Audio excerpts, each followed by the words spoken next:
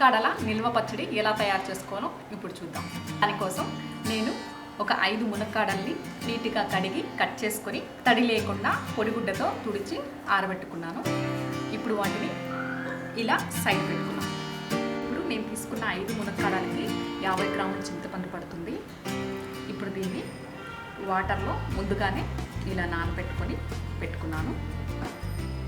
Stove on చేసుకొని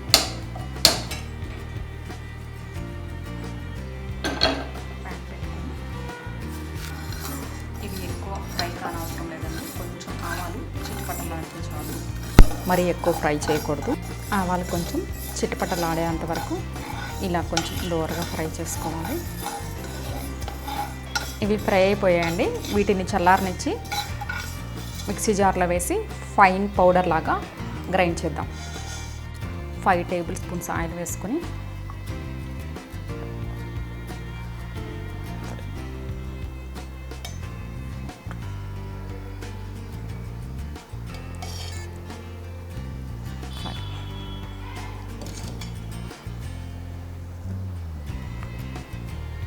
oil heat అయ్యాక ఆవాలు, మినపప్పు, జీలకర్ర,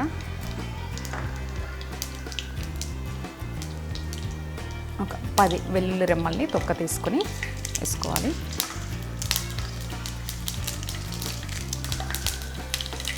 ఎండుమిర్చి, కరివేపాకు.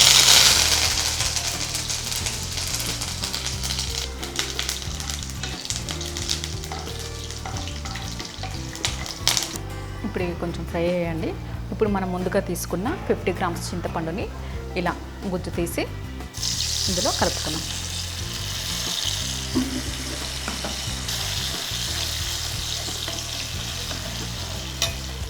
కలుపుకొని దీన్ని బాగా బాయిల్ కానిద్దాము. ఇందులోనే 1/2 స్పూన్ పసుపు వేసి బాగా ఉడకనిద్దాము.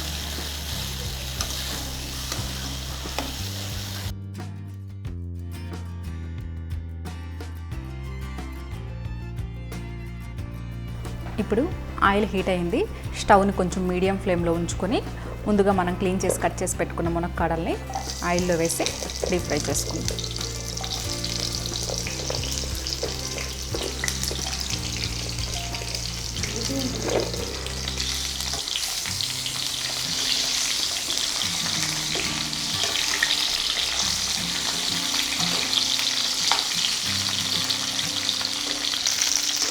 ఇలా కొంచెం మునక్కాడల్ని అటు ఇటు కదుపుతూ ఉండాలి.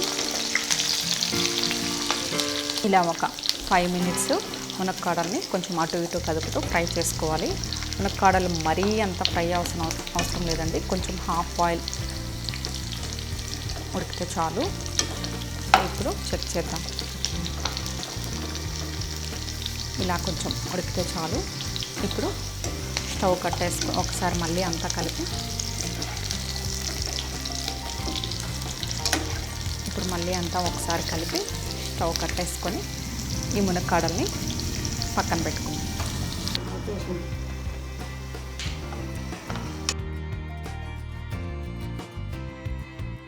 ఇప్పుడు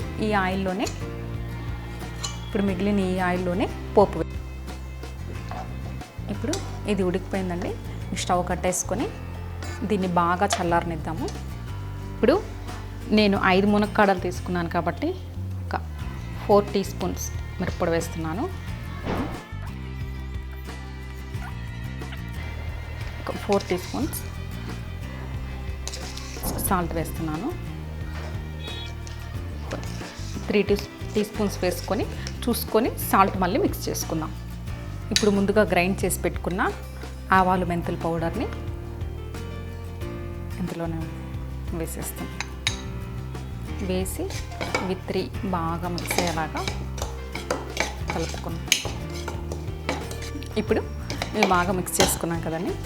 ఇందులోనే మునక్కాడలను కూడా వేసి కలుపుతాం.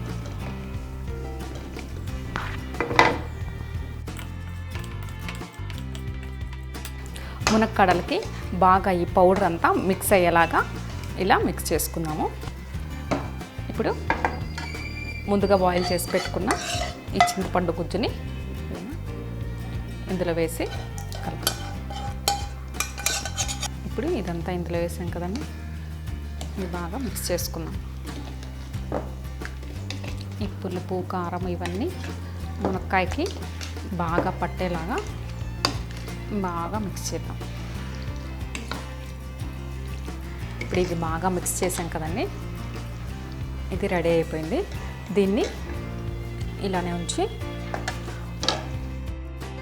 పెట్టుకొని ఒక రోజంతా ఫుల్ ఇలానే నిల్వ ఉంచితే పక్క రోజుకి ఆయిల్ అంతా బాగొస్తుంది.